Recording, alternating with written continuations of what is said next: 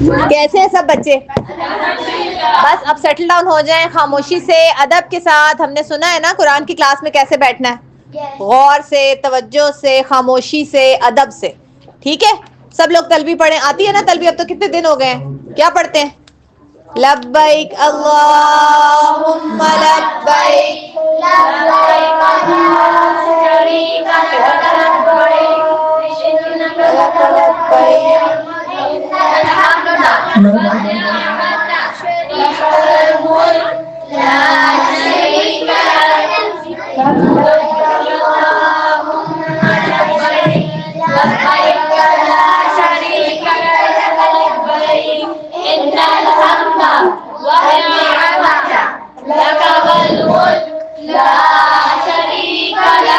بس چلیں. بسم اللہ الرحمن الرحیم. بسم اللہ الرحمن الرحیم. آج کون سا پارہ ہے ہمارا؟ 9. آج انشاءاللہ اللہ تعالیٰ کے فضل سے ہم اپنا 9واں پارہ سٹارٹ کریں گے. اچھا, کل ہم کون سی سورہ پڑھ رہے تھے جب ہمارا پارہ ختم ہوا تھا؟ سورہ الاعراف. انعام ختم ہو گئی. اور اعراف کا کیا مطلب ہے, کون بتائے گا؟ اونچا مقام. ایک اونچا مقام جو کہاں پر ہے؟ عائزہ آپ بتائیں, الاعراف کا مقام کہاں پہ ہے؟ کل بتایا تھا نا, کن 2 جگہوں کے درمیان میں ہے؟ سوچو سوچو. زینب آپ بتاؤ. ہادیہ آپ بتاؤ. جہنم اور جنت کے درمیان. جنت اور جہنم کے درمیان ایک اونچا مقام ہے جہاں پہ وہ لوگ ٹھہرائے جائیں گے جن کی نیکیاں اور ان کی برائیاں ایک برابر ہوں گی. دونوں بکس کا وزن ایک جتنا ہوگا. تو پھر ان کو اللہ تعالیٰ کہیں گے کہ تم یہاں پر انتظار کرو فیصلے کا. جیسے کبھی کبھی کسی کا رزلٹ ٹیچر نہیں بناتی نا, وہ کہتی ہیں آپ ویٹ کریں, آپ کا رزلٹ بعد میں آئے گا, رزلٹ اویٹڈ. تو اس طرح سے ان کا بھی رزلٹ اویٹڈ ہوگا, ان کو انتظار کرنا پڑے گا. ٹھیک ہے, اور بہت لمبا انتظار. یہ تو بتا دیا اللہ نے کہ بہت لمبا انتظار. ٹھیک ہے, پھر اس میں کچھ پر اللہ کو ترس آ جائے گا تو اللہ تعالیٰ انہیں جنت میں بھیج دے گا, اور کچھ پر اللہ جو ہے وہ ان کو, یہ پھر اللہ کا فیصلہ ہے اور اس کی اپنی حکمتیں ہیں کہ وہ کس بیس پہ فیصلہ کرے گا, یہ اللہ جانتا ہے. ٹھیک ہے, شاید اللہ یہ دیکھنا چاہتا ہو کہ وہ جو انتظار کا وقت ہے اس میں صبر کون کرتا ہے کون نہیں کرتا. شاید اس بیس پہ فیصلہ ہو, شاید ان کی دعاؤں پہ فیصلہ ہو. تو یہ اللہ کی حکمت ہے. اور دوسری جو سورہ انشاءاللہ آج ہم سٹارٹ کریں گے اس کا نام ہے سورہ الانفال. ٹھیک ہے, یہ جب آپ 9th کلاس میں جائیں گے, 8th 9th میں, تو انشاءاللہ آپ کی اسلامیات کی بک میں بھی یہ سورہ ہے, سورہ الانفال. 9th میں, 10th میں, 9th 10th میں ہے. ایک میں سورہ الاحزاب ہے اور ایک میں سورہ الانفال ہے. تو یہ وہاں بھی آپ کو انشاءاللہ ہیلپ کرے گی. اور انفال کا مطلب ہوتا ہے مال غنیمت. اب مال غنیمت کیا ہے یہ ہم آگے انشاءاللہ اپنے پارے میں 2 جگہ پر اس کی ڈیفینیشن آئے گی تو ہم دیکھیں گے انشاءاللہ. جی, بسم اللہ الرحمن الرحیم.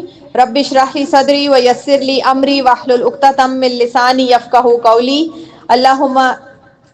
اللہم اجرنا من النار, اللہم اجرنا من النار, اللہم اجرنا من النار. یہ جو دعائیں ہیں نا آپ کی رمضان سے ریلیٹڈ, اس کو ساتھ ساتھ آپ نے یاد بھی کرنا ہے. اللہم فقہنا فی الدین, اللہم فقہنا فی الدین, اللہم فقہنا فی الدین. ربی یسر ولا تعسر وتمم بالخیر.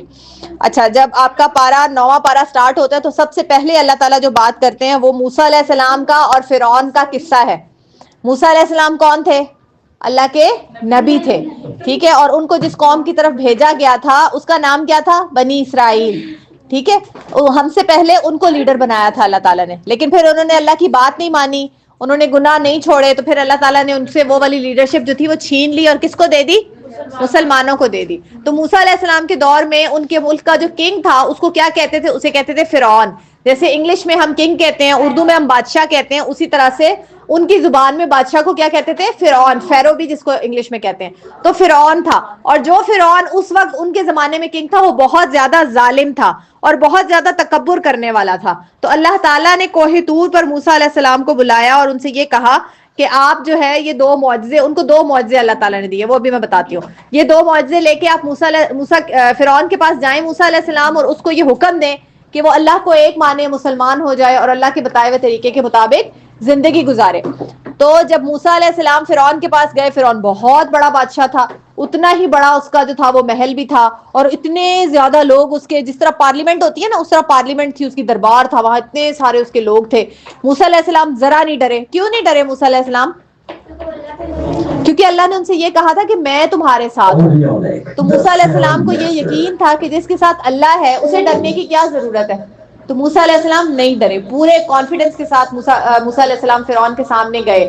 انہوں نے جا کے فرعون کو یہ کہا کہ تم ایک اللہ پر ایمان لے آؤ اور اللہ کی بات مان کر مسلمان ہو جاؤ, اللہ نے مجھے اپنا نبی بنا کر تمہارے پاس بھیجا ہے. اب درباریوں نے اور فرعون نے سب نے مل کر موسیٰ علیہ السلام کا مذاق اڑانا شروع کر دیا, اور انہوں نے کہا کہ ہمیں کوئی تو ایسا معجزہ دکھاؤ کہ تم ہمیں پتہ چلے کہ تم ایک عام انسان نہیں ہو اور تم اللہ کے نبی ہو. تو پھر موسیٰ علیہ السلام کو اللہ تعالیٰ نے یہ حکم دیا کہ موسیٰ علیہ السلام کے ہاتھ میں نا ہمیشہ ایک سٹک ہوتی تھی. آپ نے کبھی دیکھا دادا ابو سٹک یوز کرتے ہوں گے یا نانا ابو کرتے ہوں گے چلنے کے لیے, بوڑھے لوگ جو ہے, لیکن عرب میں نا عام لوگ بھی وہ سٹک یوز کرتے ہیں کیونکہ وہ لوگ جانور چراتے ہیں بکریاں وغیرہ, تو ان کو بھی بکریوں کو اشارہ کرنے میں سٹک سے آسانی ہو جاتی تھی. موسیٰ علیہ السلام کو چلنے میں آسانی ہو جاتی تھی, پہاڑ چڑھنا ہو تو سٹک بہت ہیلپ کرتی ہے. تو وہ سٹک موسیٰ علیہ السلام کے ہاتھ میں ہمیشہ ہوتی ہے. اس کو اردو میں کیا بولتے ہیں؟ عصا. عائشہ ذرا لکھنا, عصا بولتے ہیں, عصائے موسیٰ اس کا نام تھا. تو اللہ تعالیٰ نے موسیٰ علیہ السلام سے یہ کہا کہ آپ اپنی سٹک کو زمین پہ پھینکیں. جب موسیٰ علیہ السلام نے وہ سٹک زمین پہ پھینکی تو وہ ایک دم سے بہت بڑا سا سانپ بن گئی, اتنا بڑا سانپ کہ وہ دیکھنے سے انسان کو خوف آتا تھا. اور پھر دوسری چیز جو موسیٰ علیہ السلام نے فرعون کو دکھائی وہ ان کا ہاتھ تھا. اللہ تعالیٰ نے موسیٰ علیہ السلام سے کہا کہ اپنا ہاتھ لے کر اپنے بازو کے اندر دبائیں اور نکالیں. جب انہوں نے اپنا ہاتھ نکالا تو ان کا ہاتھ چمک رہا تھا, بہت روشن چمکدار ہاتھ. تو یہ وہ دو معجزے تھے جو اللہ تعالیٰ نے موسیٰ علیہ السلام کو دیے. لیکن موسیٰ علیہ السلام جب فرعون کے دربار میں انہوں نے یہ دو معجزے دکھائے تو ان کے تمام جو درباری تھے, جو پارلیمنٹ کے لوگ تھے, انہوں نے ہنسنا شروع کر دیا. انہوں نے کہا یہ تو جادو ہے, یہ تو کوئی بھی کر سکتا ہے. تو پھر موسیٰ علیہ السلام کو فرعون نے چیلنج کیا. فرعون نے کہا کہ تم ایسے کرو کہ ایک بہت بڑا سا مقابلہ کرتے ہیں, ایک بڑے سے اسٹیڈیم میں سارے شہر کے لوگوں کو بلاتے ہیں, آپ بھی وہاں پہ آ جاؤ اور میں اپنے بڑے بڑے جادوگروں کو بلا لیتا ہوں. ایکچولی جو وہ کنٹری تھا نا, اس کنٹری میں بڑے بڑے جادوگر موجود تھے. ہر علاقے کے لوگوں کی کچھ سکلز ہوتی ہیں نا. کچھ علاقے کے لوگ کھیتی باڑی کرتے ہیں, کچھ علاقے کے لوگ کپڑا بنتے ہیں, کچھ علاقے میں لوگ پوٹری کرتے ہیں, اچھے اچھے برتن بناتے ہیں, کچھ علاقے میں مختلف, کچھ علاقے میں چمڑے کا کاروبار ہوتا ہے, جوتے بنتے ہیں, جیکٹس بنتی ہیں. تو فرعون کا جو علاقہ تھا وہاں پہ لوگ جادو سیکھا کرتے تھے, ان کا ایک بہت بڑا پروفیشن تھا جادو کا. تو بڑے بڑے جادوگر تھے ان کی کنٹری میں. فرعون نے کیا کیا کہ سارے جادوگروں کو اکٹھا کیا, ان کو یہ کہا کہ اگر تم موسیٰ کو ہرا دو گے تو تمہیں بہت بڑے بڑے انعام ملیں گے. اب فرعون کے دماغ میں یہ تھا کہ اگر, جیسے کہ اس کا خیال تھا کہ موسیٰ علیہ السلام تو جادو کرتے ہیں, تو اس کو پتا تھا کہ میرے جادوگر موسیٰ علیہ السلام کو ہرا دیں گے. اور اس نے یہ سوچا کہ اتنے سارے لوگوں کے سامنے جب موسیٰ علیہ السلام ہار جائیں گے تو پھر کوئی بھی ان کو نبی نہیں مانے گا, اور پھر کوئی بھی ان پر ایمان نہیں لے کے آئے گا, اور اس طرح سے لوگ مسلمان نہیں ہوں گے. اور وہ اپنے آپ کو کیا کہتا تھا؟ خدا کہتا تھا. تو اس طرح وہ کہتا تھا کہ لوگ میری عبادت کریں. اور اس نے یہ پلان بنایا کہ اس طرح سے لوگ موسیٰ علیہ السلام کو زیادہ سیریسلی نہیں لیں گے اور ان پر ایمان نہیں لائیں گے اور میری ہی عبادت کرتے رہیں گے, میرا ہی کہا مانتے رہیں گے. تو پھر کیا ہوا کہ ایک دن انہوں نے بہت بڑا سا جو تھا نا وہ اسٹیڈیم میں بہت سارے لوگوں کو بلایا, سب لوگوں کو اکٹھا کیا. سب لوگوں کو اکٹھا کرنے کے بعد اکٹھا کرنے کے بعد موسیٰ علیہ السلام اور جادوگر جو تھے وہ آمنے سامنے آئے. اب جو جادوگر تھے وہ بہت پروفیشنل تھے. انہوں نے موسیٰ علیہ السلام سے کہا کہ پہلے تم اپنا جادو دکھاؤ یا پھر پہلے ہم دکھائیں. تو موسیٰ علیہ السلام کو اللہ نے کہا کہ پہلے تم اپنا جادو دکھاؤ. تو موسیٰ علیہ السلام یعنی اپنے معجزے دکھاؤ. تو موسیٰ علیہ السلام نے اپنی جو چھڑی تھی ہاتھ سے, احمد آپ اٹھے بیٹا, اٹھے, شابش, آپ ادھر آ جائیں ابراہیم کی جگہ پر. ابراہیم آپ اٹھے بیٹا, آپ بچے احمد کی جگہ پہ چلے جائیں. اٹھو میرا بچہ, شاباش. اور اسے کوئی پیپر لا دو ابراہیم کو لکھنے کے لیے. میرے بینک کے گلاس پہ رکھا ہے. کیوں رکھا ہے؟ ذرا تھوڑی دیر صبر تو کرتے آپ. میں بیٹھ لوں. جی لے آئیں پلیز, اس کو ہاتھ میں رکھیں, اس کو پیپر لا دو, یا ہیرا کو بولو اس کو پیپر لا دو. بس ایک شیئر کر لیجیے گا اس کے ساتھ, ٹھیک ہے. اچھا, تو وہ جب موسیٰ علیہ السلام نے اپنا عصا پھینکا تو وہ پہلے کی طرح جو ہے وہ پہلے موسیٰ علیہ السلام نے جادوگروں کو کہا کہ آپ اپنے جادو دکھائیں. تو جادوگروں نے مختلف چیزیں بنائیں جادو کے ساتھ, اور بیٹھے ہوئے لوگ بڑے خوش ہوئے, انہوں نے تالیاں بجائیں, بڑی بڑی چیزیں جادو سے بن گئی. پھر موسیٰ علیہ السلام کو اللہ نے کہا آپ اپنا عصا پھینکیں. جب انہوں نے عصا پھینکا تو وہ بہت بڑا سا سانپ بن گیا, اور وہ سانپ وہ جادو کی تمام چیزیں جو جادوگروں نے بنائی تھی ان کو کھا گیا. اب جو جادوگر تھے نا وہ اتنے زیادہ بڑے جادوگر تھے کہ وہ سمجھ گئے کہ یہ جادو نہیں ہے. دیکھو جو بہت بڑا پروفیشنل ہوتا ہے نا وہ سمجھ جاتا ہے کہ کیا چیز ٹھیک ہے کیا چیز غلط ہے. ایک بہت بڑا جو ڈاکٹر ہوگا نا, آپ اس کے پاس جائیں گے, پہلے آپ کسی حکیم کے پاس چلے گئے, اس نے آپ سے کہہ دیا کہ آپ کو بخار ہے, سمپل بخار ہے, تو آپ کو تسلی نہیں ہوئی, آپ نے کہا میں کسی پروفیشنل بہت اچھے ڈاکٹر کو دکھاؤں گا, تو آپ کسی بہت ہی ماہر ڈاکٹر کے پاس گئے جو بہت بڑا شہر کا بڑا مشہور ڈاکٹر تھا. اس نے آپ سے کہا کہ نہیں نہیں, آپ کو بخار صرف بخار نہیں, آپ کو تو خدا نہ خواستہ ٹائیفائڈ ہے, کوئی اور پرابلم ہے. تو آپ کس کی بات کا یقین کریں گے, چھوٹے ڈاکٹر کا یا بڑے ڈاکٹر کا جو بہت مشہور ہے؟ کیونکہ وہ اپنے پروفیشن کو جانتا ہے نا اچھے طریقے سے. تو جادوگر اپنے پروفیشن کو اچھے طریقے سے جانتے تھے, ان کو پتا تھا کہ یہ جادو نہیں ہے, یہ سب کچھ اللہ کی طرف سے ہے. تو انہوں نے کیا کیا, وہ فوراً سجدے میں گر گئے اور انہوں نے اللہ پر ایمان لے آئے. اور پھر انہوں نے ایک دعا بھی مانگی, جو دعا آپ کو ابھی یہاں پر نظر بھی آئے گی. انہوں نے کیا مانگا اللہ سے, ربنا افرغ علینا صبرا وتوفنا توفنا مسلمین, اے اللہ ہمارے اوپر صبر کو ڈال دے, یعنی اتنا صبر دے ہمیں جیسے پانی انڈیلا جاتا نا سر کے اوپر, اس طرح سے ہمارے اوپر صبر انڈیل دے اور ہمیں صبر عطا کر, اور ہمیں مسلمانوں کے ساتھ رکھ. تو انہوں نے یہ دعا کی. جب فرعون نے دیکھا کہ تمام جادوگر اسلام لے آئے ہیں تو اس نے بہت ڈرایا جادوگروں کو, دھمکایا. اس نے کہا میں تمہارے ہاتھ پاؤں کٹوا دوں گا, تم لوگوں نے میری اجازت کے بغیر موسیٰ کے رب پر تم لوگ کیسے ایمان لے کے آئے. لیکن جادوگر نہیں ڈرے, نہیں گھبرائے, کیونکہ وہ حق کو سمجھ گئے تھے. جب آپ حق کو سمجھ جاتے ہیں اور پہچان جاتے ہیں اور آپ کے دل کے اندر نیکی ہوتی ہے نا, تو پھر اللہ تعالیٰ آپ کو خود ہی ہمت دے دیتے ہیں, پھر آپ کو ڈر نہیں لگتا, پھر آپ کو خوف نہیں آتا. تو انہوں نے یہ کہا فرعون کو کہ اگر تم ہماری جان لے لو گے تو لے لو, جان دینے والا اور جان لینے والا تو اللہ ہے. اگر تم ہماری جان لے بھی لوگے تو اللہ تعالیٰ ہمیں اس کا صلہ دے گا جس عمل کی وجہ سے ہم نے اپنی جان دی, ہم نے اللہ کی خاطر جان دی نا, تو اس کا اجر ہمیں اللہ دے گا اور سزا تمہیں ملے گی. تو وہ بالکل بھی نہیں, کسی بھی بات سے نہیں ڈرے. تو اس واقعے سے اللہ تعالیٰ ہمیں کیا سکھانا چاہ رہے ہیں؟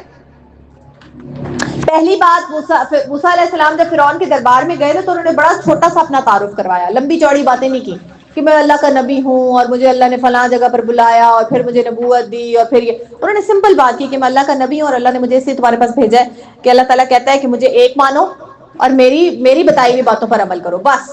تو ہمیں پہلا سبق تو یہ ملتا ہے کہ بہت لمبی لمبی باتیں نہیں کرنی چاہیے, اور بہت زیادہ نہیں بولنا چاہیے, اور فضول نہیں بولنا چاہیے, کیونکہ فضول بولنے والے انسان کو نا لوگ پسند نہیں کرتے, اس سے تنگ آ جاتے ہیں, بور ہو جاتے ہیں, اور پھر آپ کی بات کو کوئی بھی غور سے نہیں سنتا. تو کوشش کیا کریں کہ کم ورڈز میں اپنی بات جو ہے نا وہ کمپلیٹ کر دیں. عثمان وغیرہ نہیں آئے, غلام حسین تو آ گیا, عثمان نہیں آیا آج؟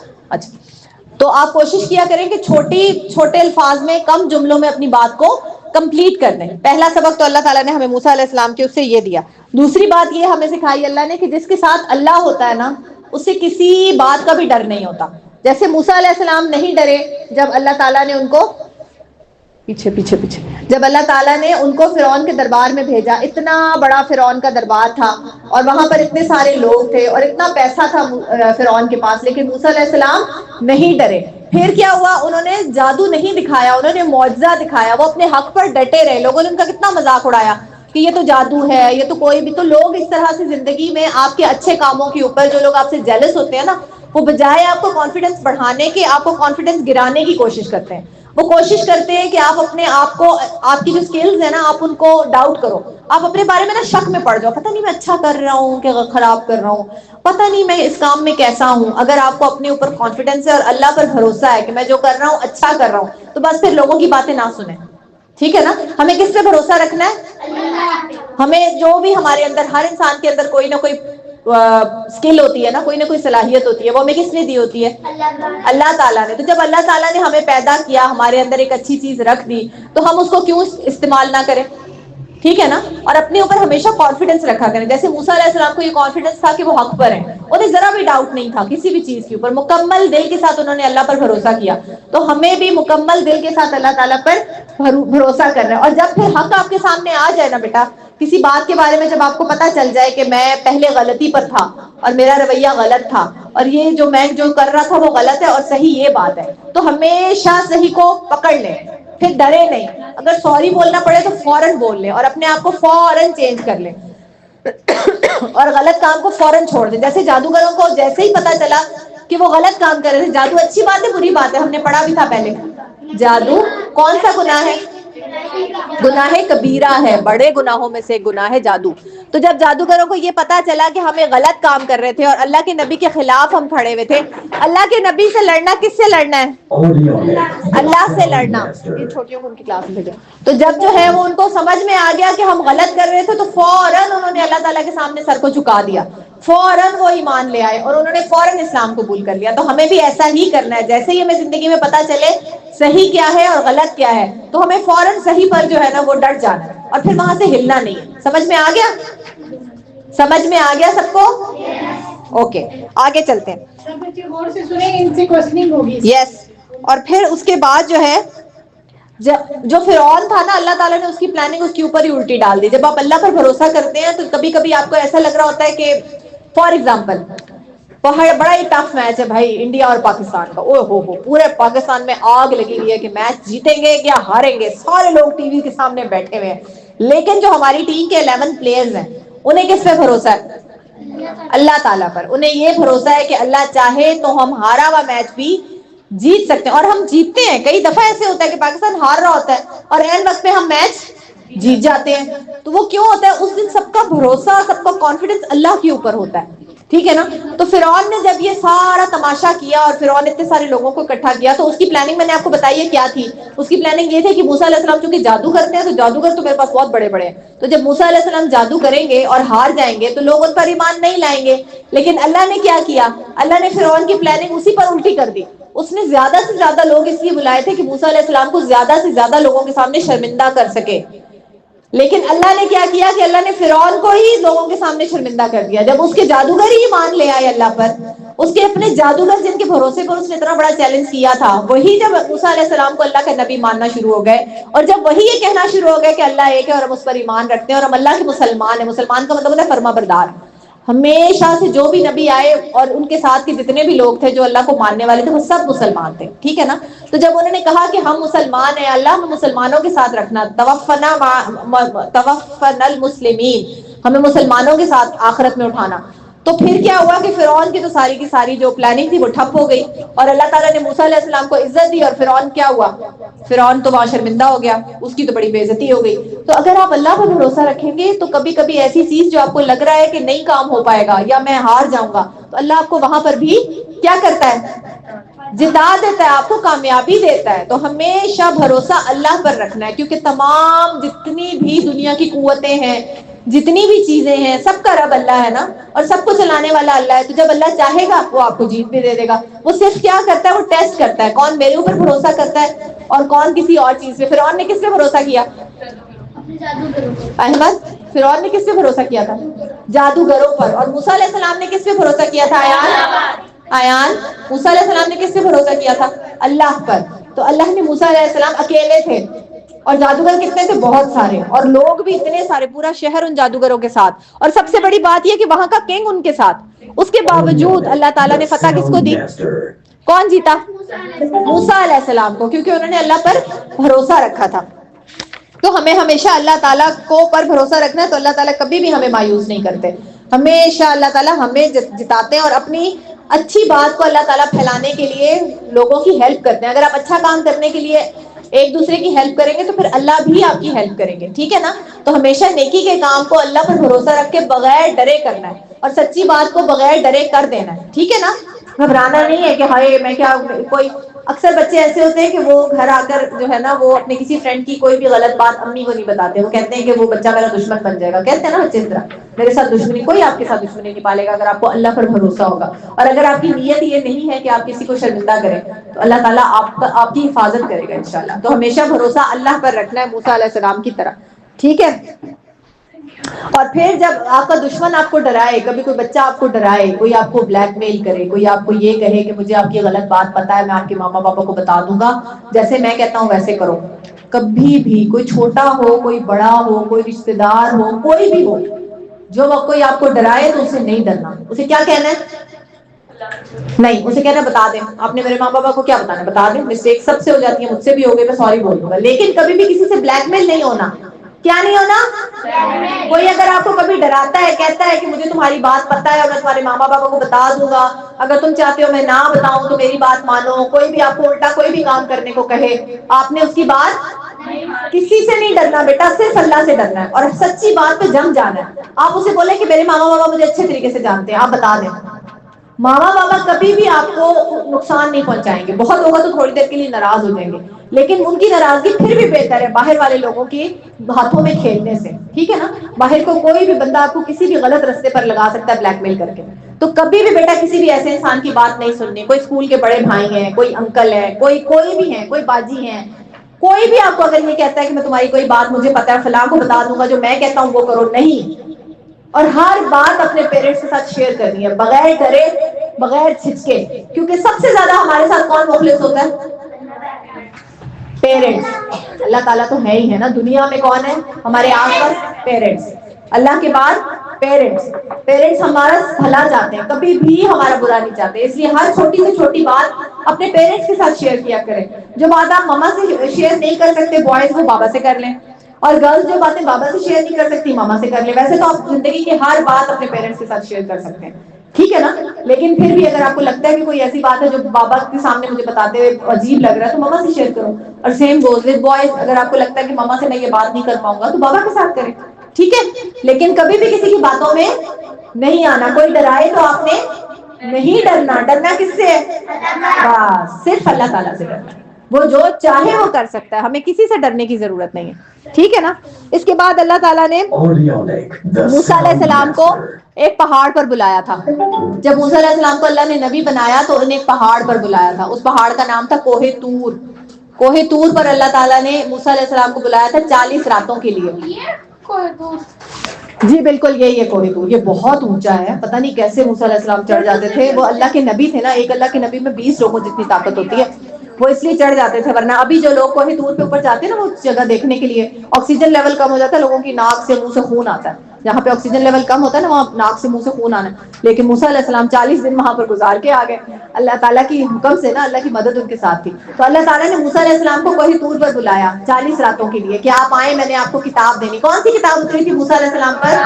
تورات۔ تو تورات کو موسیٰ علیہ السلام کو اللہ تعالیٰ نے 40 دن میں کمپلیٹ کیا، جیسے آپ صلی اللہ علیہ وسلم کو قرآن پاک کتنے عرصے میں کمپلیٹ ہوا؟ 23 ایئرز میں، لیکن موسیٰ علیہ السلام کو 40 ڈیز میں دے دیا، ٹھیک ہے نا؟ تو اس لیے جی جی جی جی جی آپ پوچھیں۔ ہاں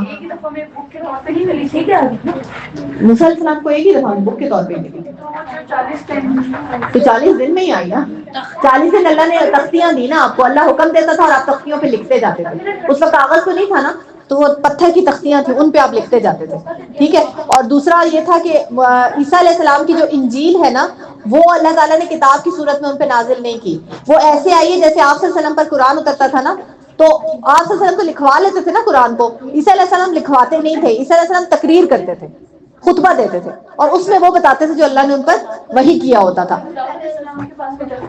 وہ نہیں، وہ صحیفہ اترا تھا، وہ ایک ہی دفعہ بک آئی، ٹھیک؟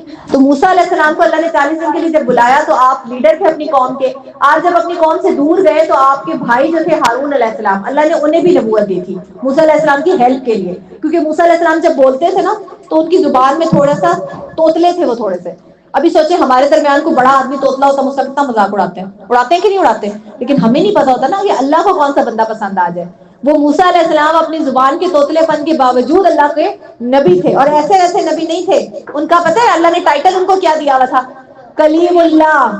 کلیم اللہ، کلیم اللہ کا مطلب ہے جس سے اللہ نے ڈائریکٹلی بات کی ہو، 40 دن تک اللہ تعالیٰ نے جب آپ کو بلایا تو ڈائریکٹلی آپ سے بات کی، اور کسی نبی سے سوائے نبی صلی اللہ علیہ وسلم کے اللہ نے ڈائریکٹلی بات نہیں کی، جیسے میں آپ سے بات کر رہی ہوں، اللہ تعالیٰ نے موسیٰ علیہ السلام سے ایسے بات کی، یہ کتنا بڑا آنر ہے سوچو، اور ان کے وہ چونکہ بات صاف نہیں کر سکتے تھے تو اللہ تعالیٰ نے ان کے بھائی کو ان کی ہیلپ کے لیے نبی بنایا، ہارون علیہ السلام کو۔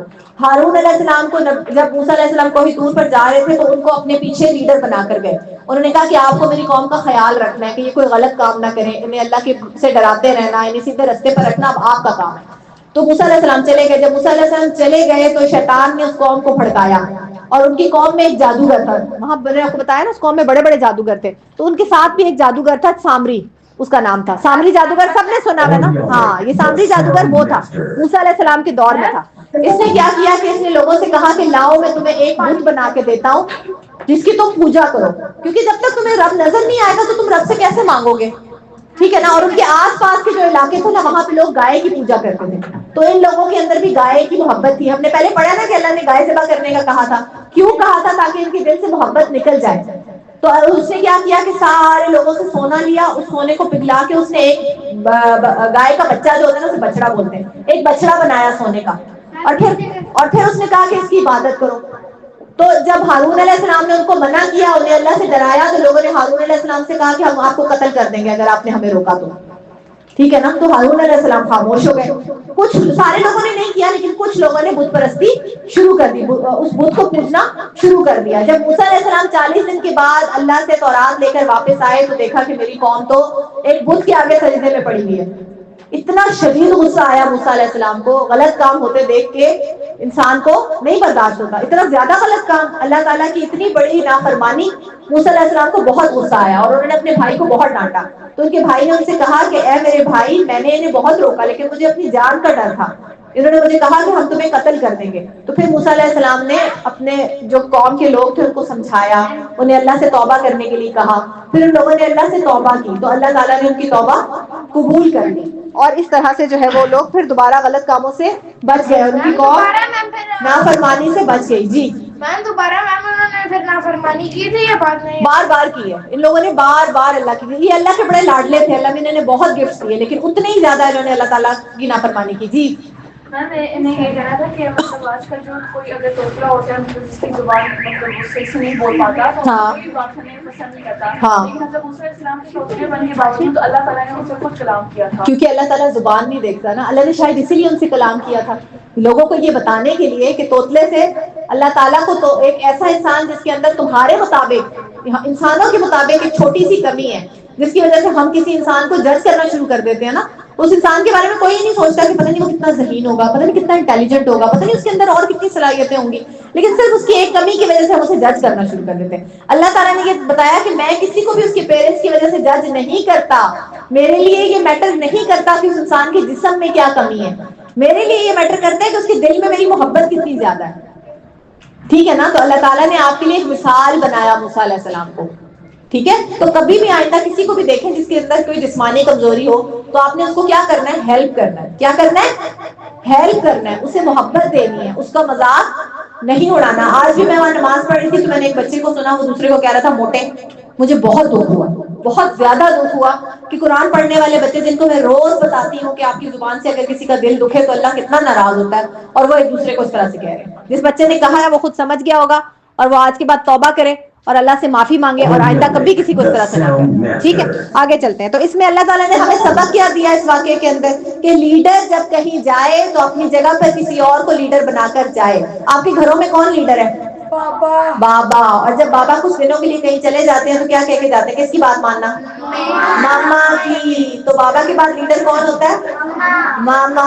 تو اس لیے دیکھو یہ سسٹم ہر جگہ پر چلتا ہے, ایسے ہی کنٹریز میں بھی سسٹم چلتا ہے. جب آپ کا پرائم منسٹر ملک سے باہر جاتا ہے تو وہ پیچھے صدر کو لیڈر بنا کے جاتا ہے. ٹھیک ہے نا. تو یہ اسی طریقے سے سسٹم, تو یہ اللہ کی سنت ہے, اللہ کا حکم ہے کہ جب بھی لیڈر کہیں جائے تو دوسرے کو اپنی ذمہ داری دے کر جائے. ذمہ داری ایسے نہیں چھوڑنی, اپنی سیٹ کو خالی نہیں, ورنہ پھر کیا ہوگا, جب لوگوں کا کوئی لیڈر ہی نہیں ہوگا تو پھر کیا ہوگا, گمراہ ہو جائیں گے نا, بھٹک جائیں گے, انہیں پتہ ہی نہیں چلے گا ہمیں کیا کرنا ہے, انہیں اچھا برا کون بتائے گا, انہیں غلط کام سے کون روکے گا. اس لیے لیڈر کا ہونا بہت ضروری ہوتا ہے. پھر اس کے بعد اللہ تعالیٰ نے ہمیں یہ کہا ہے کہ اگر کچھ غلطی ہو جائے تو فوراً معافی مانگنی چاہیے. اور جب موسیٰ علیہ السلام نے دعا کی توبہ کے لیے, لوگوں کے لیے, تو سب سے پہلے انہوں نے اپنے لیے دعا کی. اور جب دعا کرنا شروع کرے, اللہ نے دعا کا طریقہ بتایا, جب دعا کرنا شروع کرے تو سب سے پہلے اللہ سے معافی مانگے. کیا مانگے؟ معافی مانگے. کیونکہ ہم انسان ہیں نا, کبھی کبھی ہمیں پتہ بھی نہیں چلتا کہ ہم سے گناہ ہو جاتا ہے, کبھی کبھی ہمیں پتہ بھی نہیں چلتا کہ ہماری سوچ جو ہے وہ تکبر کی طرف جانا شروع ہو جاتی ہے. ہم انسان ہیں نا, ہمارے پیچھے ہر وقت شیطان لگا ہوا ہے. تو جب دعا مانگے تو سب سے پہلے اللہ سے معافی مانگے, اس کے بعد اپنے لیے دعا مانگے, اس کے بعد آپ باقی لوگوں کے لیے دعا مانگے. موسیٰ علیہ السلام نے بھی یہی کیا, سب سے پہلے اللہ سے معافی مانگی, اس کے بعد موسیٰ علیہ السلام نے اپنے لیے دعا مانگی, اور سب سے آخر میں پھر انہوں نے اپنی امت کے لیے دعا مانگی, تو اللہ نے ان کی امت کو معاف کر دیا. تو اگر کبھی غلطی ہو جائے تو ہمیں کیا کرنا ہے؟ معافی مانگنی ہے, دعا مانگنی ہے, اور اس طرح سے مانگنی ہے. ٹھیک ہے. اچھا, دوسری بات یہ کہ موسیٰ علیہ السلام کو غصہ آیا. غصہ کرنا تو اچھی بات نہیں ہوتی نا. پھر موسیٰ علیہ السلام کو کیوں غصہ آیا؟ وہ تو اللہ کے نبی تھے. ہاں ایک تو پوائنٹ یہ بھی ٹھیک ہے کہ انسان سے. پھر دوسری بات اور کوئی کچھ کہے گا؟ عبادت ہی نہیں کر رہے تو دوسروں کی کریں. اس لیے کہ وہ بات اتنی بڑی تھی کہ ان کے سامنے اللہ کی نافرمانی ہو رہی تھی نا. انہوں نے کتنے سال لگائے, محنت کی اپنی قوم کے اوپر, ان کو کہاں سے بچا کے لے کے آئے. اللہ نے ان کے لیے دریا کو پھاڑ دیا تھا, اس کے بیچ میں سے رستہ نکالا. اللہ نے ان کو بہت سارے معجزے دیے اس قوم کو, اس کے باوجود انہوں نے بات نہیں مانی اللہ کی نافرمانی. اگر کوئی بہت ہی زیادہ برا کام آپ کے سامنے ہو رہا ہو تو آپ کو غصہ آتا ہے. جب کوئی اللہ کی نافرمانی کرتا ہے تو جس کو اللہ سے محبت ہوتی ہے اس سے غصہ آتا ہے. ابھی دیکھیں آپ لوگ, نعوذ باللہ, ہمارے نبی صلی اللہ علیہ وسلم کی شان میں لوگ گستاخی کرتے ہیں باہر یورپ میں. بالکل, لوگ خدا نہ خواستہ ان کے کارٹونز بناتے ہیں, ان کے بارے میں عجیب عجیب باتیں کرتے ہیں, تو ہمیں پیار آتا ہے کہ غصہ آتا ہے؟ بہت شدید غصہ آتا ہے مسلمانوں کو, اس لیے کہ ہمیں اپنے نبی صلی اللہ علیہ وسلم سے بہت زیادہ محبت ہے. اسی طرح موسیٰ علیہ السلام کو اللہ سے بہت زیادہ محبت تھی, اپنی قوم سے بھی محبت تھی. تو جب انہوں نے دیکھا کہ اتنا سمجھانے کے باوجود یہ لوگ نافرمانی کر رہے ہیں تو پھر ان کو غصہ آیا. تو صحیح بات پر غصہ آ سکتا ہے, لیکن غصے میں بھی صبر کرنا چاہیے. موسیٰ علیہ السلام نے غصے میں صبر کیا اور اللہ سے توبہ کی, یہ نہیں کیا کہ لوگوں کو پکڑ کے مارنا شروع کر دیا. جی وہ 7 چارجنگ پہ لگا کے بارے میں احکامات ہیں نا, وہ یہی ہے کہ غصے پہ قابو پاؤ. یہ نہیں ہے کہ غصہ یس, یہ نہیں ہے کہ اللہ نے کہا ہے کہ آپ کو غصہ آئے ہی نہ. غصہ انسان کی نیچر میں آ جاتا ہے. بات یہ ہے کہ اس کو آپ ہینڈل کس طریقے سے کرتے ہیں. کیا آپ غصے میں آ کے اپنے آپ کو بالکل بھول جاتے ہیں میں کون ہوں اور کیا کر رہا ہوں, اور جنگلیوں کی طرح بہیو کرنا شروع کر دیتے ہیں, یا پھر آپ غصے میں اللہ سے توبہ کرتے ہیں, شیطان سے پناہ مانگتے ہیں اور اپنے آپ کو کول ڈاؤن کرنے کی کوشش کرتے ہیں. اگر غصہ آئے تو کیا کرنا چاہیے؟ آپ صلی اللہ علیہ وسلم نے کیا فرمایا؟ کھڑے ہو تو اور بیٹھے ہو تو اور کیا کرو؟ پانی پیو, کیونکہ غصہ آگ ہے اور پانی غصے کو ٹھنڈا کر دیتا ہے. مجھے بھی کوئی پانی پلا دے. اچھا نہیں, مجھے حلق خشک ہو رہا ہے. اچھا, اس کے بعد آیت نمبر 146 میں اللہ تعالیٰ نے ہمیں 2 راستوں کے بارے میں بتایا. کسی بھی کام کو کرنے کے لیے ہمارے پاس 2 طریقے ہوتے ہیں, ایک ہوتا ہے اچھا راستہ اور ایک ہوتا ہے برا راستہ. کسی بھی کام کو, ایون آپ نے نماز پڑھنی ہے نا تو 2 راستے ہیں. کون کون سے راستے ہیں, کون بتائے گا؟ ہاں, فٹافٹ پڑھ لو, لوگوں کو دکھانے کے لیے پڑھ لو, بس ٹوٹل پورا کرنے کے لیے پڑھ لو, بہت لیٹ پڑھ لو, ہاں امی کو دکھانے کے لیے پڑھ لو. اور دوسرا طریقہ کیا ہے؟ اللہ کی رضا کے لیے بالکل خضوع خشوع کے ساتھ فرسٹ ٹائم پر نماز پڑھے. تو یہ 2 راستے اللہ تعالیٰ نے ہمیں بتائے. ایک راستہ ہے اس کو بولتے ہیں سبیل الرشد, سبیل الرشد اور سبیل الغی. سبیل الرشد جو ہے, رشد کا مطلب ہوتا ہے عقل مندی, عقل مندی, حکمت, اچھائی, اور غی کا مطلب ہوتا ہے برائی. ٹھیک ہے نا. تو یہ 2 راستے ہیں, ایک اچھا راستہ ہے اور ایک برا راستہ ہے. جب بھی آپ زندگی میں کوئی کام کرنے لگیں گے تو آپ کو 2 طریقے ملیں گے اس کام کو کرنے کے. آپ پیپر کو 2 طریقے سے اٹیمپٹ کر سکتے ہیں, اللہ کی رضا کے لیے مکمل ایمانداری کے ساتھ, یا اپنی ٹیچر کو خوش کرنے کے لیے چیٹنگ کر کے نمبر لینے. 2 طریقے ہوتے ہیں نا. جب آپ سے کوئی مسٹیک ہو جاتی ہے, گھر میں کچھ ٹوٹ جاتا ہے, تو 2 طریقے ہوتے ہیں. یا تو آپ ماما کے سامنے ایکسپٹ کر لیں کہ مجھ سے ہو غلطی سے یہ چیز ٹوٹ گئی اور سوری بول دیں, اور یا پھر بہن بھائیوں کے اوپر ڈال دیں, میں نے تو نہیں کیا, اس نے کیا, یا مجھے کیا پتا کس نے کیا, جھوٹ بول دیں. ہر کام کے لیے آپ کو پتا چلا, اندازہ ہوا نا کہ ہر کام کے لیے 2 راستے ہوتے ہیں. تو انہی 2 راستوں کا ذکر اللہ تعالیٰ نے کیا, اور اللہ نے کہا ہے کہ ایک میری نافرمانی کا راستہ ہے اور ایک میری فرما برداری کا راستہ ہے. لیکن جو دوسرا راستہ ہے نا, برا والا راستہ, زیادہ لوگ اس پہ چلتے ہیں. اچھے راستے پر کم لوگ چلتے ہیں, کیونکہ اچھے راستے پر چلنا مشکل ہے, برے راستے پر چلنا آسان ہے. تو نیکی کرنا مشکل ہے آپ کے لیے, تو مشکل اٹھائیں گے تو زیادہ مارکس ملیں گے نا. مشکل کوشچن کو سالو کرتے ہیں تو زیادہ نمبر ملتے ہیں نا. آسان کوشچن کے لیے پیپر میں ہمیشہ ٹیچر نے تھوڑے نمبر رکھے ہوتے ہیں, تو ہم آسان سالو کر کے آ جاتے ہیں, پھر ہمارے نمبر اچھے نہیں آتے, پھر ہم کہتے ہیں اوہ ہمارا نمبر نہیں اچھے آئے. تو مشکل جتنے کوشچن تھے وہ تو ہم نے چھوڑ دیے, محنت تو ہم نے کی ہی نہیں. تو اچھا کام کرنے کے لیے, اللہ کو راضی کرنے کے لیے بھی آپ کو محنت کرنی پڑے گی. ٹھیک ہے. اور سبیل الرشد جو ہوتا ہے یہ ہدایت کا راستہ ہے, سیدھا راستہ, وہ راستہ جس سے اللہ راضی ہوتا ہے. ہر کام کے لیے آپ کو کون سا راستہ چننا ہے؟ سبیل الرشد. کون سا راستہ؟ اور ہمیں کس راستے سے بچنا ہے جس پر شیطان بیٹھا ہوا ہے؟ سبیل الغی. کون سا راستہ؟ سبیل الغی. سبیل الغی سے ہمیں ہمیشہ بچ کے رہنا ہے. اچھا, پھر اس کے بعد اللہ تعالیٰ نے آیت نمبر 172 میں ہمیں بتایا وعدہ الست کے بارے میں. جب دنیا میں کوئی بھی انسان نہیں آیا تھا نا, تو سب سے پہلے اللہ تعالیٰ نے تمام انسانوں کی روحیں پیدا کی. روحوں کی ایک دنیا ہے، آپ کو پتا ہے اللہ کے پاس، اس کو بولتے ہیں عالم ارواح. عائشہ لکھیں عالم ارواح. ہاں عالم ارواح میں تمام روحیں رہتی ہیں. جی آیت نمبر 172. تو اللہ تعالیٰ نے انسان کو، آدم علیہ السلام کو دنیا میں بھیجنے سے بھی پہلے، بلکہ آدم علیہ السلام کو پیدا کرنے سے بھی پہلے سب انسانوں کی روحیں پیدا کی اور پھر ان روحوں کو اکٹھا کیا، اور تمام روحیں جتنے بھی انسان قیامت تک، آدم علیہ السلام سے لے کر قیامت تک جتنے بھی انسان دنیا میں آئیں گے، سب کی روحیں وہاں پر جمع تھی، اور سب کو جمع کر کے اللہ تعالیٰ نے یہ پوچھا تھا کہ کیا میں تمہارا رب نہیں ہوں؟ الستو بربکم، کیا میں تمہارا رب نہیں ہوں؟ تو ہم سب نے، سب کی روحوں نے یہ جواب دیا تھا قالوا بلا، کیوں نہیں اللہ تعالیٰ، آپ ہی ہمارے رب ہیں. تو پھر اللہ تعالیٰ کہتے ہیں کہ وہ وعدہ یاد کرو نا، وہ وعدہ یاد کرو جو تمہاری روحوں نے، اسی لیے ہماری روح کو پتا ہے کہ صحیح کیا اور غلط کیا. اسی لیے جب ہم اچھا کام کرتے ہیں تو ہمیں خوشی ہوتی ہے، اور جب ہم غلط کام کرتے ہیں تو دل میں گلٹ ہوتا ہے نا. وہ گلٹ اسی لیے ہوتا ہے کہ ہمیں اچھے اور برے کا ہماری روح کو، ہمارے دل کو پتا ہے. جو بھی بچہ دنیا میں آتا ہے وہ مسلمان پیدا ہوتا ہے، بعد میں اس کا ماحول، اس کے پیرنٹس، اس کے آگے آس پاس کے لوگ اس کو ہندو بنا دیتے ہیں، یہودی بنا دیتے ہیں، یا اس کو برا انسان بنا دیتے ہیں. اللہ تعالیٰ نے انسان کے اندر اچھائی اور برائی کا ایک کیا کہتے ہیں اس کو، چیک رکھا ہوا ہے. انسان کے اندر چیک ہے، ہمیں پتہ چل جاتا ہے اچھا کیا ہے اور برا کیا ہے. بس ہمارا مسئلہ یہ ہے کہ ہم شیطان کی باتوں میں آ کر برا کرتے چلے جاتے ہیں.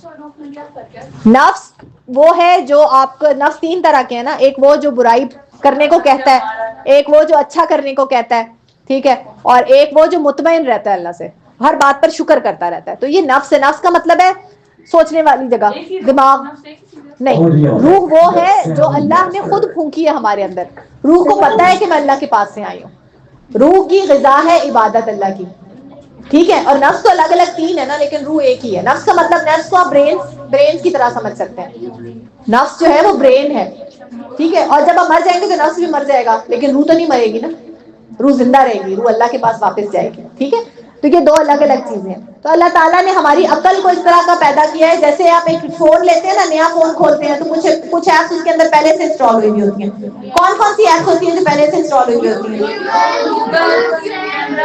یس، یہ آپ کو فون میں ڈالنے کی ضرورت نہیں پڑتی. یس، یہ کمپنی ڈال کے بھیجتی ہے.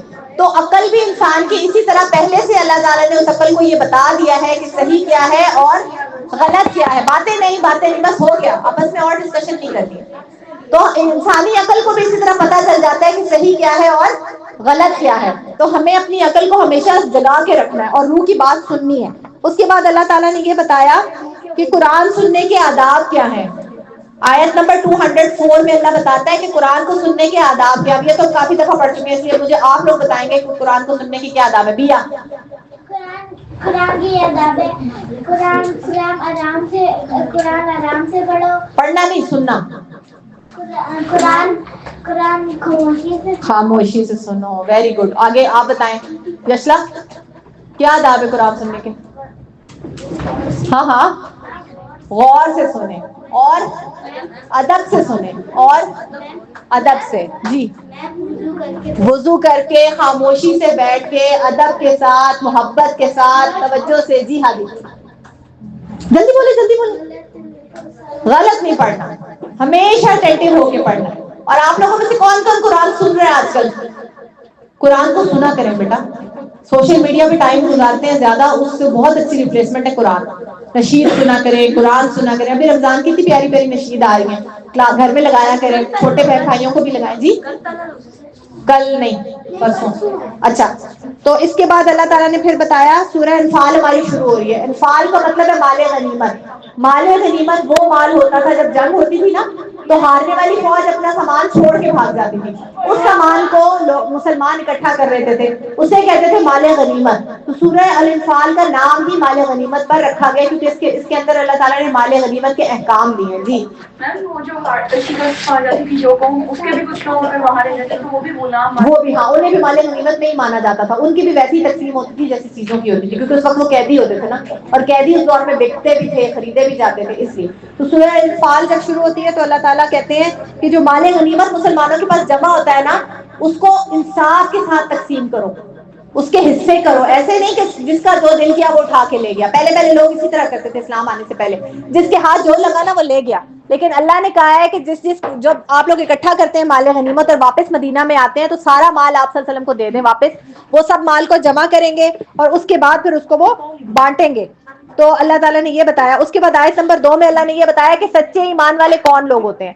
سچے ایمان والے وہ لوگ ہوتے ہیں جو اللہ سے ڈر کر اس کا ذکر سنتے ہیں تو ڈر جاتے ہیں. جب قرآن سنتے ہیں تو ان کا دل ڈر جاتا ہے اللہ کی آیتیں سن کے. اللہ کا خوف ان کے دل میں آتا ہے اور پھر آنکھوں سے کیا جاری ہوتے ہیں ان کے. ہم نے لاسٹ ٹائم کیا سنا تھا, کون قرآن سن کے رویا تھا؟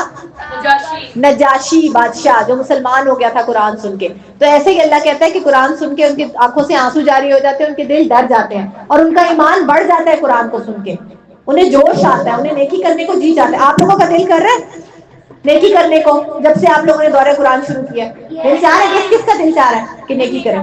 گڈ گڈ, ویری گڈ, کرنے کی کوشش بھی کریں.